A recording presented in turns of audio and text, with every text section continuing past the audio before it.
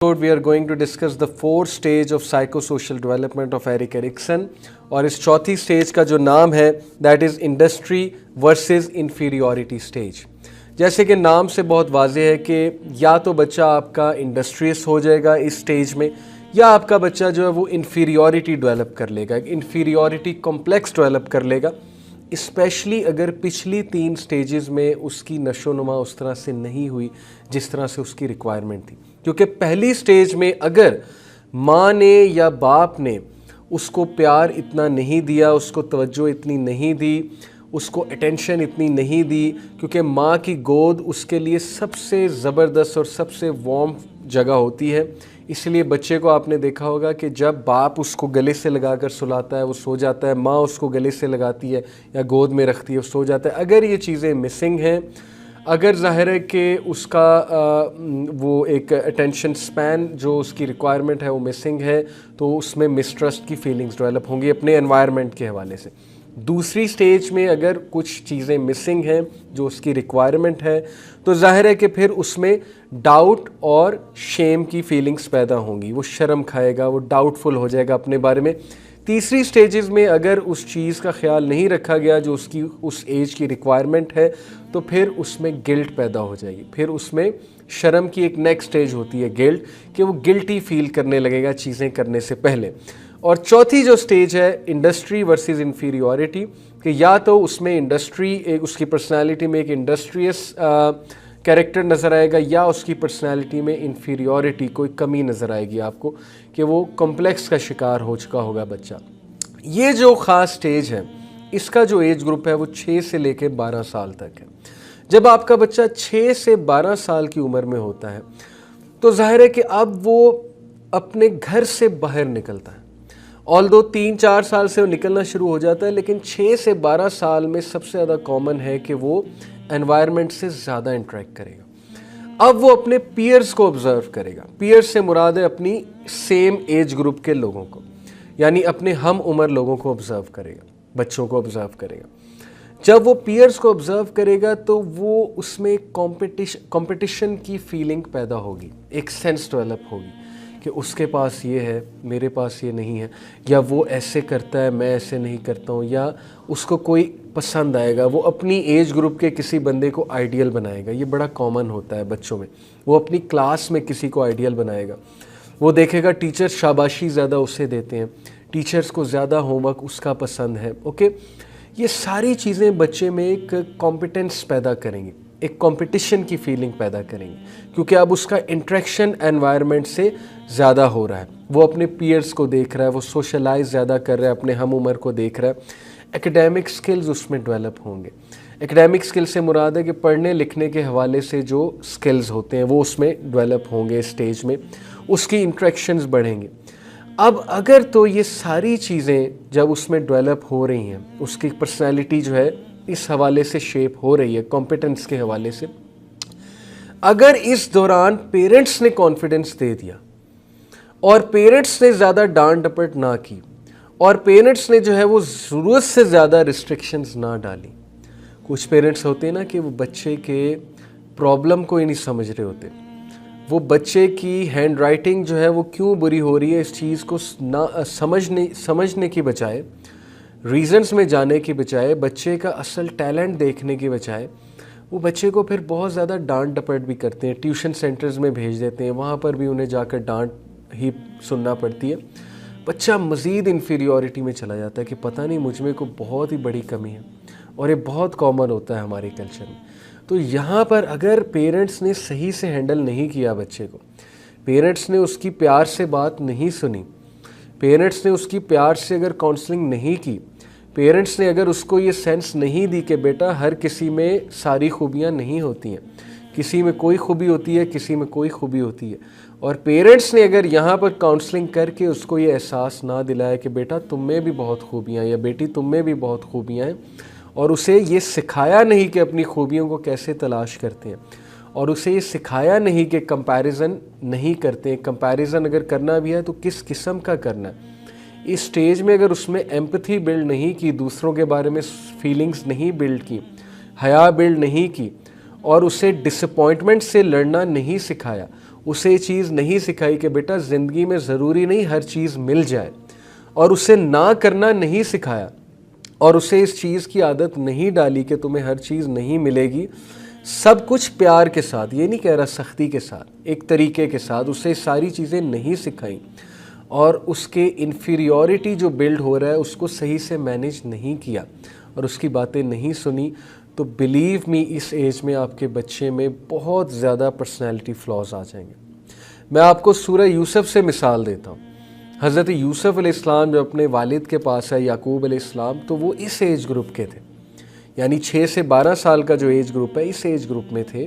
और उन्होंने आकर कहा अपने वालिद से कि ए मेरे अब्बा जान, मैंने ख्वाब देखा है और मैं ख्वाब में देखता हूँ कि मैंने 11 सितारे देखे, सूरज और चाँद देखा, वो मुझे सजदा कर रहे थे। अब आप याकूब अलैहिस्सलाम का कैरेक्टर देखे हुए, उनकी फादरहुड देखें, कमाल देखें उनका कि उन्होंने कितने प्यार से यूसुफ अलैहिस्सलाम को प्यार किया और कहा या बुनैया है मेरे प्यारे बेटे, तुम जो देखते हो बेशक ये अपने भाइयों को मत बताना। और फिर उन्होंने बाकायदा ताबीर की उस ख्वाब की और अल्लाह ताला का तारुफ कराया उन्हें स्नब नहीं किया। उन्हें ये नहीं कहा कि दौड़ जाओ यहाँ से, पता नहीं क्या देखते रहते हो, कार्टून देखते हो, क्या करते हो, जैसे आजकल हम बच्चों को कर देते हैं कि तुम अजीबो-गरीब ख्वाब देखते हो, या फ़ौरन ही हम उनकी वालदा को डांट देते हैं कि ये क्या करने लग गया। तो यहाँ पे स्नब नहीं करना, बच्चे को कॉन्फिडेंस देना है, बच्चे की बात को सीरियस लेना है, बच्चे को समझाना है आपने।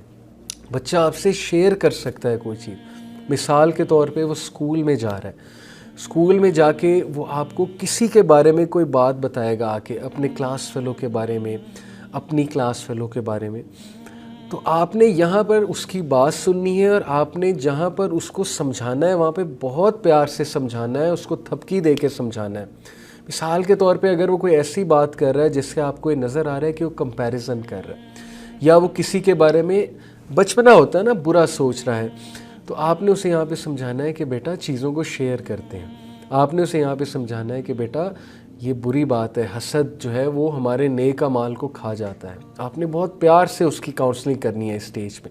आपने उसे समझाना है कि बेटा बैकबाइटिंग जो है वो हमारे अमाल को हड़प कर जाती है, और ये अच्छा एटीट्यूड ये है और बुरा एटीट्यूड ये है। आपने उन्हें एम्पावर करना है। जैसे कि मैंने 4 C's ऑफ पेरेंटिंग में आपको बताया था कि you have to actually empower your child, you have to make them learn कि ये राइट एटीट्यूड है बेटा, ये रॉन्ग एटीट्यूड है, ओके।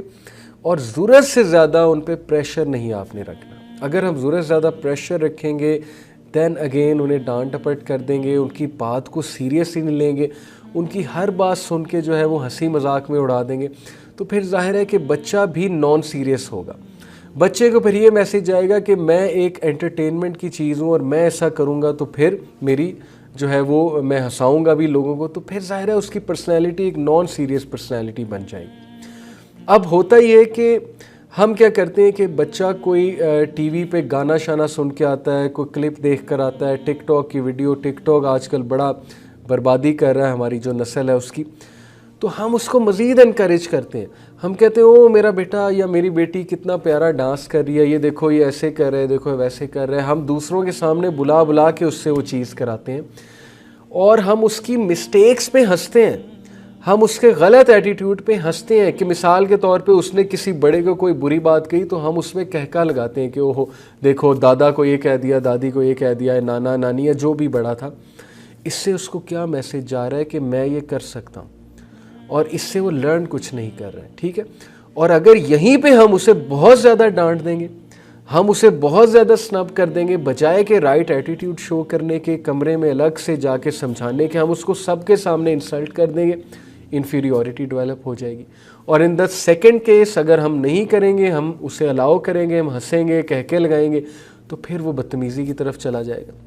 फिर जो है वो ये सोचेगा इस सारा बिहेवियर जो है बड़ा नॉर्मल है, ठीक है, जब हमने कोई कॉन्सिक्वेंसेस ही नहीं रखे उसके एक्शन के। इसलिए ये जो 6 से 12 ईयर की जो एज होती है, ये बहुत सेंसिटिव एज है। इसमें आपका बच्चा दूसरों को ऑब्जर्व कर रहा है, उसमें इन्फीरियॉरिटी बिल्ड हो सकती है, वो कंपटीशन की तरफ जा रहा है, ओके, वो कंपैरिजन की तरफ जा रहा है, and you have to be there to teach him the right attitudes. अगर आपने राइट एटीट्यूड नहीं सिखाया, उसकी बातों को नॉन सीरियस लिया, उससे बातें ही नहीं की, उससे पूछा ही नहीं, उससे चीज़ें ही नहीं उगलवाई, तो फिर इट्स वेरी डिफ़िकल्ट कि वो बच्चा इस स्टेज में प्रॉपर साइको सोशल डेवलपमेंट की तरफ आएगा या इंडस्ट्री की तरफ आएगा, यानी राइट एटीट्यूड, पॉजिटिव एटीट्यूड की तरफ आएगा, बहुत मुश्किल हो जाएगा। सो मेरी आप सबसे रिक्वेस्ट है कि इस एज में अपने बच्चे से ज़्यादा से ज़्यादा बातें करें, अपने बच्चे को इस एज में राइट एटीट्यूड बहुत प्यार से हिकमत के साथ शो करें, उसको सबके सामने ना झड़कें, ना ही उसके गलत एक्शंस को सबके सामने सराहें या कहका लगाएं, इनकरेज करें, वीडियोस बनाएं। और आजकल ये भी हो रहा है कि हम अपने बच्चों की सेल्फियां बना रहे हैं, हमारे बच्चे यानी अपने आप को मॉडल समझ रहे हैं, और वो बाकायदा ऐसे ऐसे पोस्टर्स देते हैं, सेल्फी बनाते हैं कि इंसान हैरान रह जाता है कि इनको इतनी सेंस है। ये सेंस हम ही दे रहे हैं। We have to teach them what's the right way, we have to teach them कि बेटा ये सेल्फियाँ और ये सारी चीज़ें, रिया तो वैसे ही हमारे दीन में जो है उसको कितना डिस्करेज किया गया, और हम अपने बच्चे को अभी से रिया का शिकार बना रहे हैं। हम अपने बच्चे को ये सिखा रहे हैं कि अगर तुमने दुनिया में कामयाब होना है तो you have to be visible to people. तो हमें यहाँ पर बहुत बैलेंस के साथ एक ख़ास लाइफस्टाइल के साथ बच्चे को लेकर चलना है, जिस पे आप मज़ीद रिसर्च कर सकते हैं कि हमने क्या क्या चीज़ें उसे टीच करनी है। अगर हम ये नहीं करेंगे तो जाहिर है कि बच्चा दोनों साइड से आउट ऑफ द वे जा सकता है, या वो इन्फीरियॉरिटी कॉम्प्लेक्स का शिकार हो जाएगा, या वो बहुत ज़्यादा ओवर कॉन्फिडेंट बन जाएगा और बदतमीज़ बन जाएगा, और उसकी पर्सनैलिटी में एक ज़िद और ये इंस्टेंट ग्रेटिफिकेशन की आदत आ जाएगी कि मुझे अभी चाहिए, जो मुझे बस अभी चाहिए, अगर आप नहीं देंगे तो मैं ये कर दूंगा, मैं वो कर दूंगा, वो ज़िद करने लग जाता है। वजह क्या है? पेरेंट्स की तरफ से इस एज में काउंसलिंग नहीं हुई होती। जब काउंसलिंग करने का टाइम था, हसद के बारे में बताने का टाइम था, हसद अच्छी चीज़ नहीं, तब बताया नहीं। जब चीज़ें हाथ से निकल गई तो फिर वो बच्चा ज़ाहिर है नहीं सुनता, टीनेज में जाके एडल्टहुड में वो हाथ से बाहर निकल चुका होता है। सो इसलिए मैंने ज़्यादा टाइम लगाया इस एपिसोड पे, क्योंकि ये स्टेज बहुत सेंसिटिव है।